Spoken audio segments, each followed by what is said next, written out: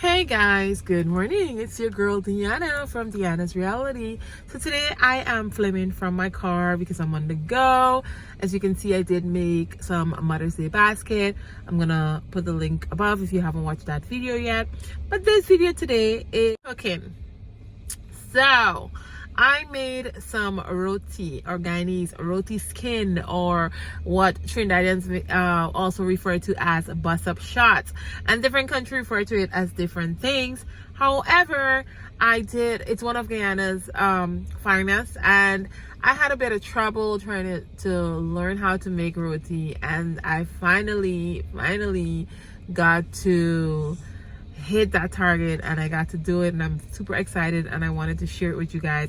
If you're having trouble making roti also, or bus up shot, or whatever you refer to it in your country, here's an easy method that I got to learn by making mistakes, and it's all in errors, and I am so happy that I finally got to do this. My family love it. My kids, oh my god, my kids are going crazy over the roti. I'm like, oh, thank you God that I mastered how to make it, and I hope that you can master it also. So enjoy the video, guys. Peace out, because the baby's crying. See you guys. One love. Remember to like and subscribe. Bye. Hey guys, so it's your girl Tiana, and today we are making roti, or roti skin. So I had some struggle with this in the past. Like, I really didn't know how to make roti, and I kept asking people, like, how do you make roti? How and I tried different ways until I figured out what worked best for me. So any recipe that is given to you, you still have to figure out what works best for you. Everyone is different. You can tweak the recipe a little here and a little there, and you might get the same results, or you might get an even better results, whatever it is. So today we are making roti, and we're using flour. Now I would love to tell you how many cups of flour I'm using today. Let me just see. So this measurement is half of a cup, right? So I'm going to use, I'm going to take 1, 2, so that's 1 cup, right? This is going to be 1.5. Wow. And it's going to be 2 cups. I'm thinking that I want a little more. Wow. So I'm going to put an additional cup. So this is half. Wow. And this is another half. So we have 3 cups. We're going to set the flour aside because we will want to use the flour a little later. And we're going to use, I would say, about a teaspoon of salt, because we want it to taste. You can skip salt entirely. You don't have to use salt. So let's just get that part straight. I don't know why I left this cup in here. Let me put it over here. And let us use the baking powder, right? This is the brand of baking powder I'm using. It says double active. So we're going to use 1 full teaspoon of baking powder. Right? I'm going to set that aside. You can put that away because we no longer need the baking powder. Now, to mix it, I'm just going to take a tablespoon. Can you go down for me? And we're going to mix it around to combine all the ingredients together. Of course, you can also do this with a whisk to make sure all the ingredients together. Some people do it with their fingers, but because I have nails, I'm not going. So here you'll see that I'm still mixing. After putting the baby down, I just continue to mix it. And I'm going to add some water. So you want to add room temperature water gradually. You do not want to add too much for it to be extremely soggy, like you're making pancakes, but instead you want enough water to hold the flour together. to make a firm dough. So you would see me still here, gradually adding water to the flour mixture. I really didn't want to, like, I didn't know if to take a cup and to measure it. Instead, this is how I do it. I just gradually add the water and I keep mixing until I get that dough. Now, if you're doing it with your hand or if you use a whole cup of water, maybe you'll be able to get it together better. But basically, I just gradually add it. As I said, this is my way of doing it, and this is what works for me. And you can use your hand, but I didn't use my hand because of my nails, and the spoon works because sometimes I don't want flour, too much saggy flour on my hand or anything like that. So basically, I didn't need any more water. I actually put a little bit too much, but that is fine because then I can add more flour and get it firm. So let us go to the part where I actually add more flour and you'll see it firmer. Right here you would see that I'm about to add half cup of flour to the mixture so that I can get it a little firm. I did take the spoon and try to lift it up around, get that flour enough so that it's not sticky for when I'm about to go and take my hands to fold the flour in to the dough. We're not going to need it. That's not my method. You would find a lot of other videos or a lot of people or our moms or our grandma say that they needed the flour or they needed the dough really well in order to get it to a particular texture and to get more leaf on the roti, as we would say, or pages some people refer to. But that, again, this is my method and this is what I did, and this is what works for me. You will see how it turns out towards the end. Here you'll see I'm just folding in the flour. I'm not kneading it, I'm not pressing it hard. I'm just basically folding the flour in as much as I can because it's still a little bit sticky. I did use the rest of the half of cup of flour that I took out initially, and yeah, see, I'm not kneading it, I'm not pressing it down. I'm basically just folding the flour, making sure that it's no longer too sticky because I do need to handle this dough, and if it's too sticky then it's going to stay on my hands and we really don't want it all over my hands. And this is how I left it, right? This is good.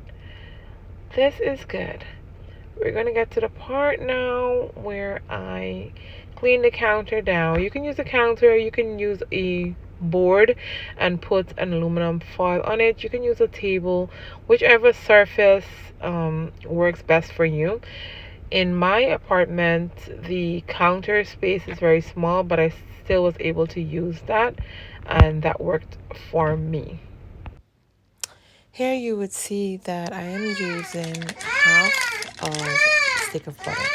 So instead of using an entire stick, use a half stick. It comes in these small packets. And then because it was not room temperature, I did heat it up for 30 seconds, or a little under 30 seconds rather, but I would recommend 30 seconds. That's when the butter would be fully melted. And I stirred up a little bit because it wasn't fully melted at this point. I opened the microwave way too early.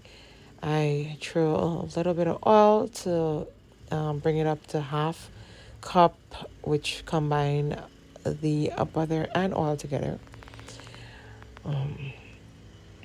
And then I'm going to go ahead and tear my dough into several pieces. I got a total of 7 actually. So that's 7 roti altogether. This is one method. Another method would be to roll the entire dough and then cut it. But I'm doing it individually so I can, for the purpose of this video, for my beginners. And do ensure you flour whatever surface that you're using so your dough wouldn't stick onto the counter or surface. That's why I use the flour. Okay. And to avoid any kind of sticking, you can just use less water altogether when you mix your dough, honestly.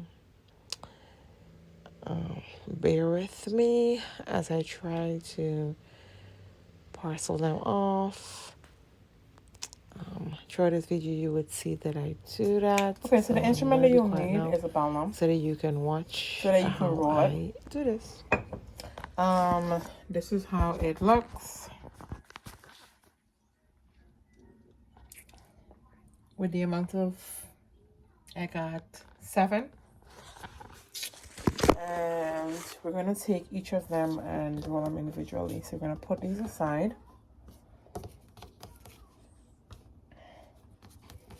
Put them aside, right?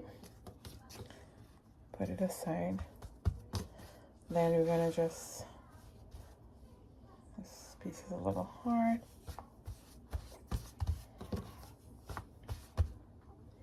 We're going to want to flatten the roti so we can put the oil.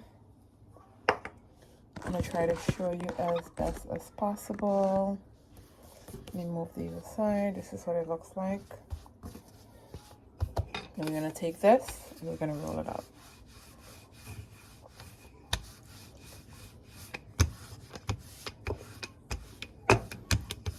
Try to make it as thin as we can. This is what it looks like. Let's try to get it thinner. The reason why we're trying to get it thin is because we're going to put the oil inside of it. And this roti is going to be really big.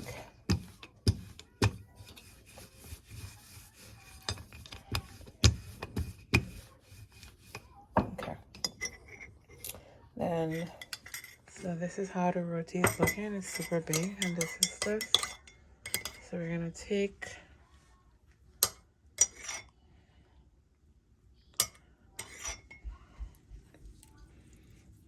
put it all over.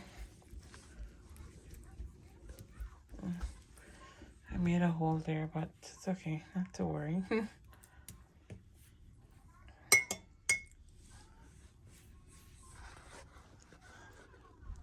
Okay, I'm gonna take a little bit of the flour so that this doesn't roll off. That's the purpose of the flour, right? I'll take the spoon, we're gonna cut it right there. And then we are going to roll it.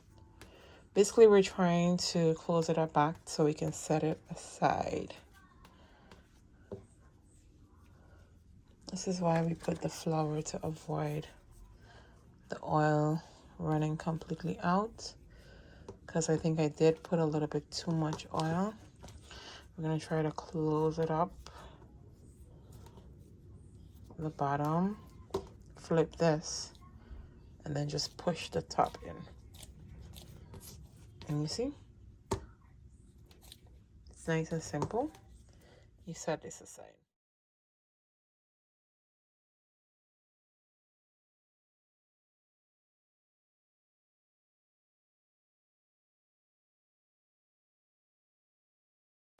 Now that you've seen me do one of the roti, I'm about to do another one, not holding the camera.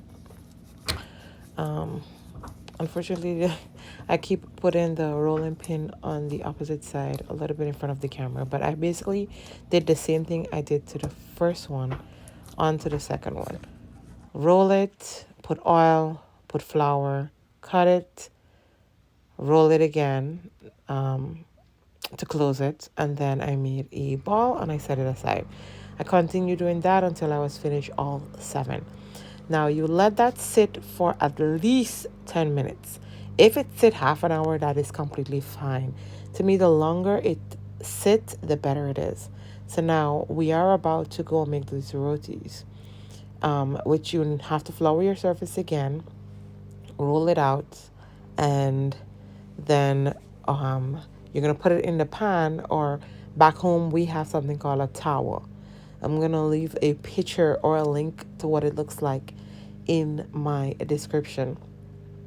But for the video of this purpose, and a lot of people who doesn't have a towel, I do use a non-stick pan. It works quite the same way, honestly. It's not much difference. So here I'm going to roll it out.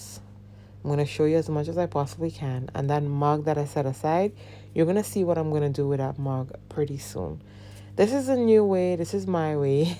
I keep saying that because a lot of people are going to judge and probably leave comments about how they do it. But everyone has their own way of doing everything, and to each their own. And basically, this works for me, and I know it's going to work for a lot of other people. And I'm sure a lot of people are already doing this. I'm not the first one, but yeah.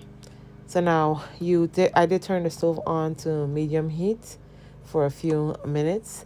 Then I roll the roti, I put it in the pan, let it cook for like a half of a minute, and then you turn it over. Half a minute is 30 seconds, right? 30 seconds, and then you flip it over, and then you're gonna put oil on the side that cooked for 30 seconds, right?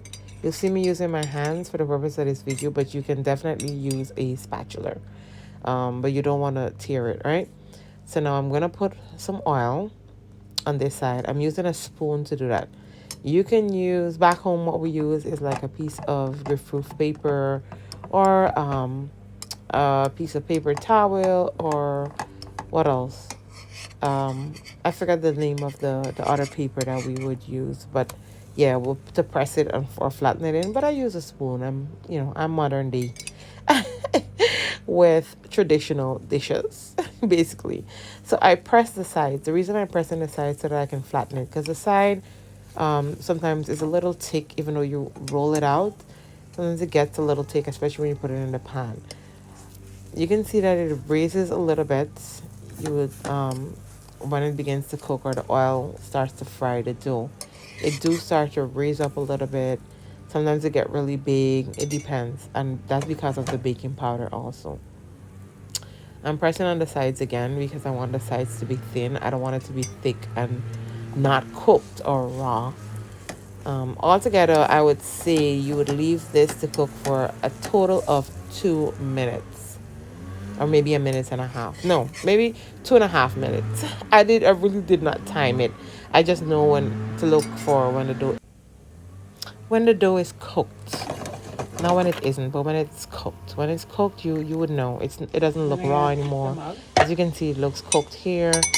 I kept turning it over because I want to make sure that, as I said, I don't want it to be raw. So I turn it over like twice, but it's unnecessary.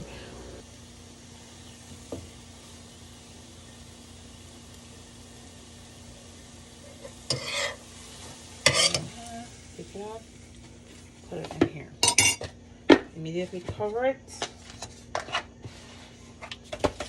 Shake it up.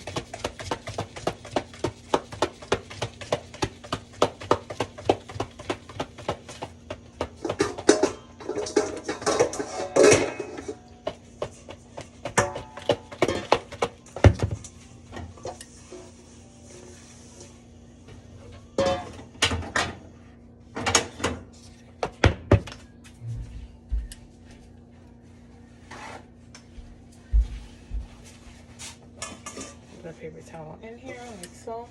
And then I want to show you how beautiful this turned out. Look at this.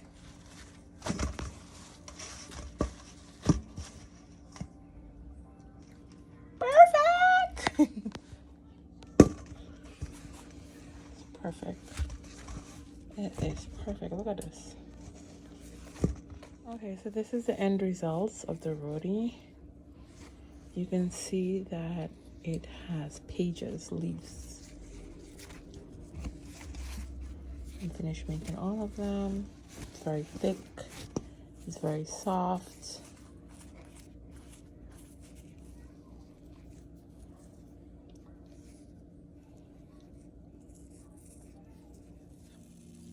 Spinach and chicken. Thank you guys for watching. I hope you enjoyed this video. Please remember to give thumbs up, and I hope you try this recipe. Don't judge until you try. If you're wondering how you eat this, it's here a piece, like so.